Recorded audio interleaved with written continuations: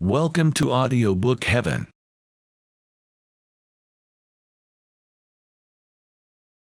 The Meditations of the Emperor Marcus Aurelius Antoninus, by Marcus Aurelius, translated by George Crystal, Book 10. Wilt thou ever, O my soul, be good and single, and one, and naked, more open to view than the body which surrounds thee? Wilt thou ever taste of the loving and satisfied temper? Wilt thou ever be full and without wants, setting thy heart on nothing, animate or inanimate, for the enjoyment of pleasure, not desiring time for longer enjoyment, nor place, nor country, nor fine climate, nor congenial company? Wilt thou be satisfied with thy present state, and well pleased with every present circumstance?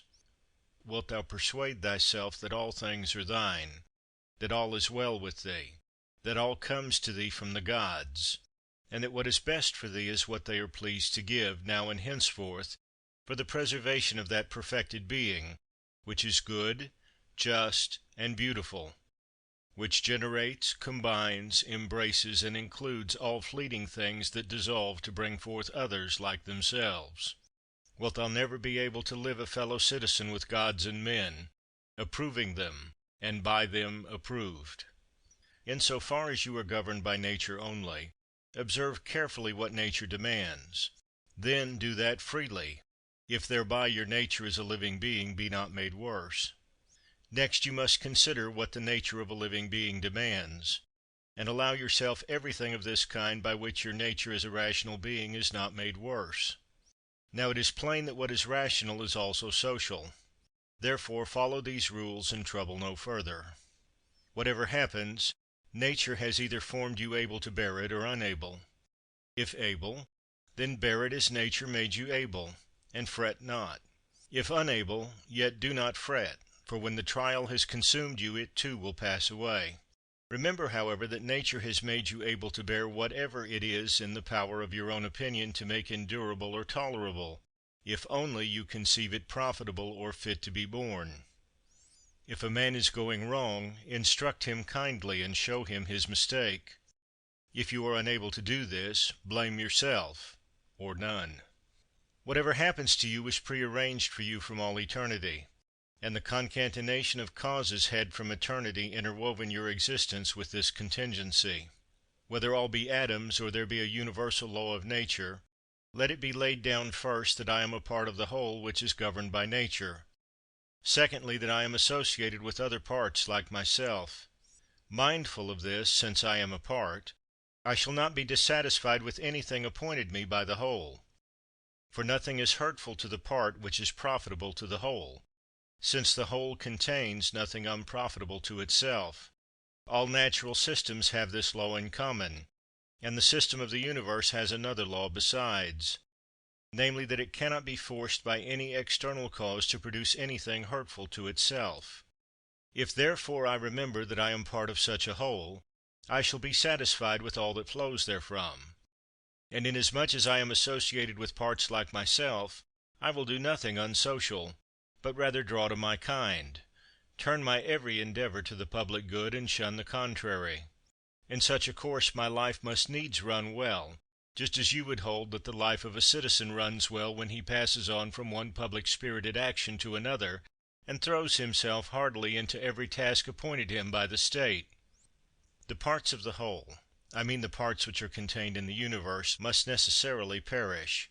Perish, let us say, meaning change. Now, if it be a necessary evil for the parts to perish, it could not be well for the whole that its parts should tend to change, and be constructed to perish in various ways.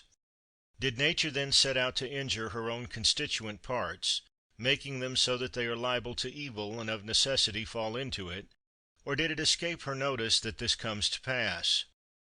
Both suppositions are incredible.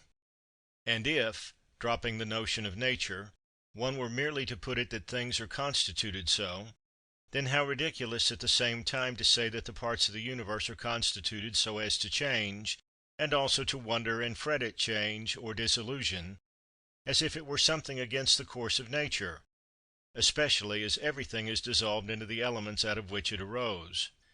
For there is either a scattering of the elements of which a thing was constructed, or a conversion of these, of the solid into earth, of the spiritual into air, so that these constituents are resumed into the system of the universe, which either undergoes periodic conflagration, or is renewed by never-ending changes.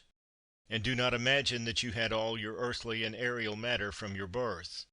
For the whole of this was an accession of yesterday or the day before, from your food and from the air you breathed. It is this accession which changes, and not what your mother bore. And granting that this recent accession may incline you more to what is individual in your constitution, yet, I think, it alters nothing of what has just been said. Having taken to yourself these titles, good, modest, true, prudent, even-tempered, and magnanimous, look to it that you change them not, and if you should come to lose them, seek them straightway again. And remember that prudence means for you reasoned observation of all things, and careful attention, even temper, cheerful acceptance of the lot appointed by universal nature; magnanimity, the exaltation of the thinking part above any pleasant or painful commotions of the flesh, above vainglory, above death, and all such things. If you steadfastly maintain yourself in these titles, with no hankering after hearing them given to you by others, you will be a new man, and a new life will open for you. For to continue as you have been till now in the same life of distraction and defilement would mark you as a man devoid of sense, who clings to life like the half-eaten beast fighters, who, though covered with wounds and gore, do yet appeal to be reserved until tomorrow, to be cast again in their wretchedness to the claws and fangs that lacerated them before. Take your stand, then, on these few titles, and if you are able to abide in them, abide as one removed to the islands of the blessed. But if you perceive that you are falling away and cannot prevail, have the courage to retire into some corner where you may hope to prevail, or else depart from life altogether, not in anger, but in all simplicity, freedom, and modesty, having done at least one thing in life well by so leaving it. Now it will greatly help you to be mindful of your titles if you will recollect that the gods desire not adulation, but that reasoning beings should grow in likeness to themselves; and further, that a fig tree is set to bear figs, a dog to hunt, a bee to gather honey, and a man to do a man's work. Mimes, war, panic, sloth, servility, will wipe out the sacred maxims which you have gathered by observing nature and stored in your mind. You ought to look and act in every case so that not only shall the task before you be accomplished, but also your theoretic faculty exercised, and the self-confidence which springs from special knowledge preserved without ostentation or affected concealment. Will you ever attain to simplicity, to dignity, to a perfect discrimination in every case as to what a thing really is, what its true place in the universe, what the time it may endure, what its composition, to whom it may belong, and who can give and take it away? The spider exults when he has captured a fly; one man because he has taken a little hare, another because he has netted an anchovy, another because he has hunted down a wild boar or a bear, and another because he has conquered the Sarmatians. But are they not brigands all, if you look to their principles? Acquire a method of perceiving how all things change into one another. Pursue this branch of philosophy, and continually exercise yourself therein. There is nothing so proper as this for cultivating greatness of mind. He who does so has already put off the body, and, having realized how soon he must depart from among men and leave all earthly things behind him, he resigns himself entirely to justice in all his own actions, and to the law of the universe in everything else which happens. As for what any one may say or think of him, or do against him, he gives it not a thought, but contents himself with these two things: to do justly what he has in hand, and to love the lot appointed for him. Such a man is thrown off all hurry and bustle, and has no other will but this, to keep the straight path according to the law, and to follow God, whose path is ever straight. What need for suspicion when it is open for you to consider what ought to be done? If you see your way, proceed in it calmly, inflexibly. If you do not see it, pause and consult the best advisers. If any other obstacle arise, proceed with prudent caution according to the means you have, keeping always close to what appears just. That is the best to which you can attain, and failure in that is the only proper miscarriage. He who in everything follows reason is always at leisure, yet ever ready for action, always cheerful, yet composed. As soon as you awake, ask yourself, will it be of consequence to you if what is just and good be done by some other man? It will not. Have you forgotten what manner of men in bed and at table are those who make such display in praise and blame of others? What they do, what they shun, and what they pursue? How they steal and how they rob, not with hands and feet, but with their most precious part, whereby, if a man will, he may gain faith, modesty, truth, law, a good directing spirit. To nature, which gives and again resumes all things, the well-instructed modest man will say, give what thou wilt, take again what thou wilt. And this he says not with ostentation, but out of pure obedience and goodwill to nature. What remains to you of this life is little. Live as on a mountain, for it makes no difference whether we live here or there, provided we live like citizens everywhere in the world. Let men see and know you as a man indeed, living according to nature. If they cannot endure you, let them slay you. It is better so than to live as they live. Discourse no more of what a good man should be, but be one. Constantly imagine all time and all existence, and think that every individual thing is in substance a fig seed, and in time the turn of an augur. Consider each of the things around you as already dissolving, in a state of change, and as it were corrupting and being dissipated, or as one and all formed by nature to die. What sort of men are they when they are eating, sleeping, procreating, easing nature, and the like? Then see them lording it over their fellows, puffed up with pride, angry, or issuing judgments from on high. To how many were they slaves but lately? And why? And in what case will they shortly be? That is for the advantage of every man which is brought by universal nature, and for his advantage at the very time at which she brings it. Earth loves the rain, and the majestic ether loves. The universe loves to bring about whatever is coming to be. I then will say to the universe, what thou lovest I love. Is it not a common saying that so and so loves to happen? Either you are living here your accustomed life, or you are going abroad, and that at your own will, or you are dying, and your public office is discharged. Now besides these there is nothing. Be therefore of good courage. Keep this ever clear before you, that a country retreat is just like any other place. All things here go the same as on a mountain top, or on the sea beach, or where you will. You may always find that life of the wise man who in Platonic phrase makes the city wall serve him for a shepherd's fold on the mountains. What is my soul to me? What am I making of it, and to what purpose am I now using it? Is it void of understanding? Is it loosened and rent from the great community? Is it glued to and mingled with the flesh, so as to follow each fleshly motion? Whoever flies from his master is a runaway. Our master is the law, and the lawbreaker is a runaway. And so is he also who through grief or anger or fear will not acquiesce in something that has happened, is happening, or will happen, in the course of things predestined by the all-ruling power which is the law, laying down for every man what is proper for him. He then who is afraid or grieved or angry is a runaway. He who has cast seed into the womb departs. Another cause takes and works upon it and completes the child. How wonderful the result from such a beginning! The child again takes food down its throat. Another cause takes and transforms it into sensation, motion, in a word, into life and strength and other things, how many and surprising! Consider then these things happening in such hidden ways, and view the power which produces them, just as we perceive the gravitation and levitation of bodies, not indeed with our eyes, yet none the less clearly.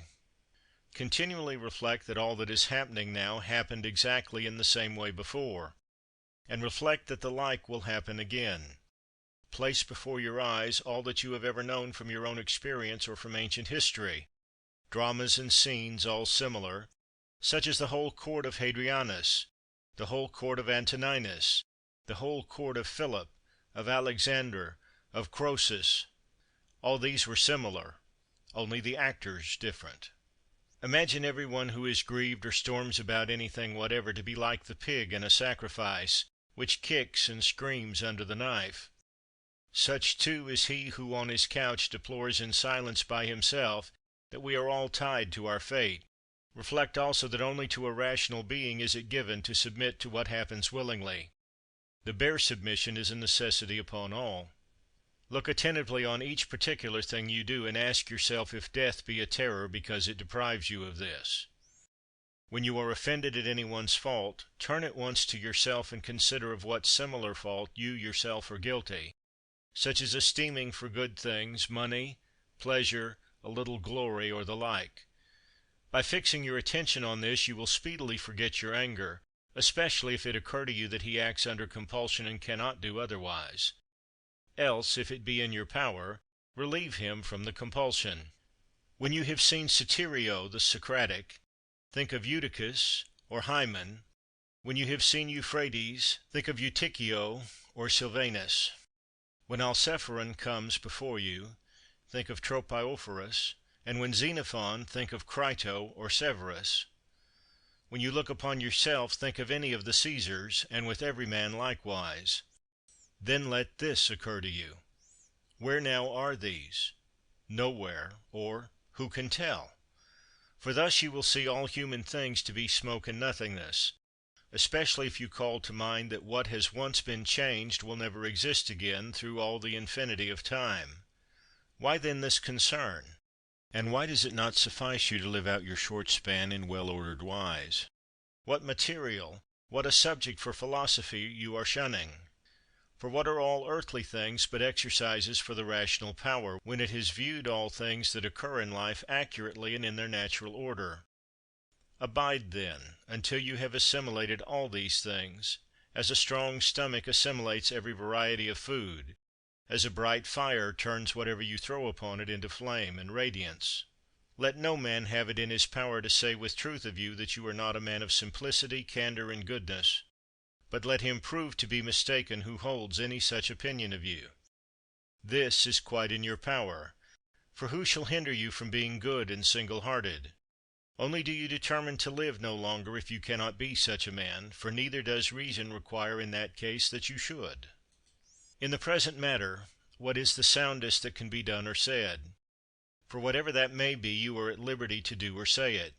Make no excuses as if hindered.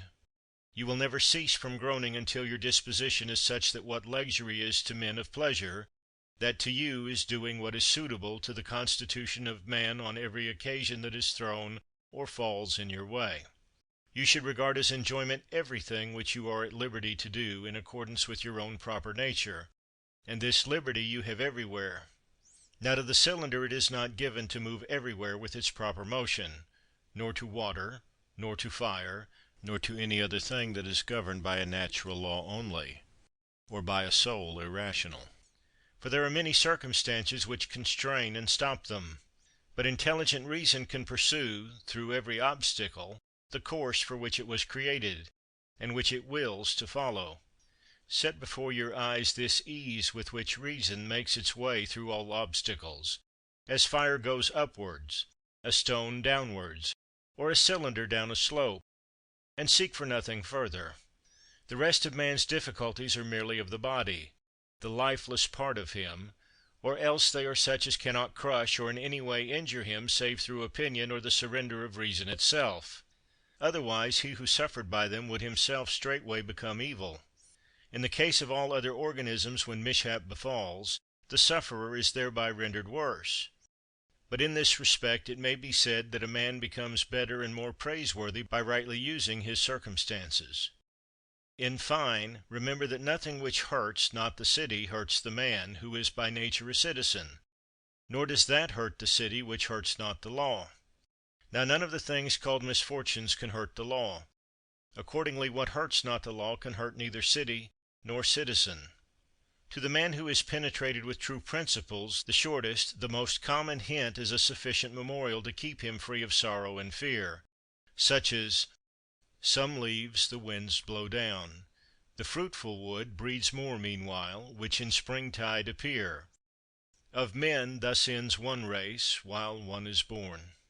Your children are leaves; leaves, too, the creatures who confidently cry aloud and deal out eulogy, or it may be curses, or who carp and jeer in secret. Leaves likewise are they who transmit our fame to posterity. All these in springtide appear, then the wind shakes them down, and the forest grows more to take their places. Shortness of life is common to all things, yet you shun and pursue them as though they were to have no ending. But a little and you will fall asleep, and anon others shall mourn for him who carried your bier. The healthy eye ought to look on everything visible, and not to say, I want green, like an eye that is diseased.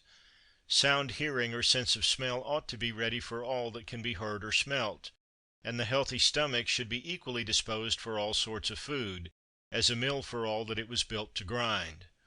So also the healthy mind should be ready for all things that happen. That mind which says, let my children be spared, and let men applaud my every action, is as an eye which begs for green, or as teeth which require soft food. There is no man so happily fated but that when he is dying some bystander will rejoice at the doom which is coming upon him. Were he a virtuous and wise man, will not some one at the last say within himself, at last I shall breathe freely, unoppressed by this pedagogue? He was not indeed hard on any of us, but I always felt that he tacitly condemned us. This they would say of a good man. But in my own case, how many more reasons are there why a multitude would rejoice to be rid of me? You will reflect on this when dying, and depart with the less regret when you consider, I am leaving a life from which my very partners, for whom I toiled and prayed and planned, are wishing me to be gone, hoping it may be to gain some additional advantage from my departure. Why then should one strive for a longer sojourn here? Yet let not your parting with them be less pleasant on this account. Preserve your own character, remain to them friendly, benevolent, gracious. On the other hand, depart from your fellow men not as if torn away, but let your going be like that of one who dies an easy death, whose soul is gently released from the body. Nature knit and cemented you to your fellows, but now she parts you from them. I part then as from relations, not reluctant but unconstrained. For death too is a thing accordant with nature.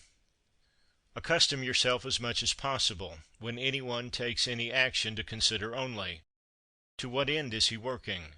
But begin at home, and examine yourself first of all. Remember that the mover of the puppet strings is the hidden principle within.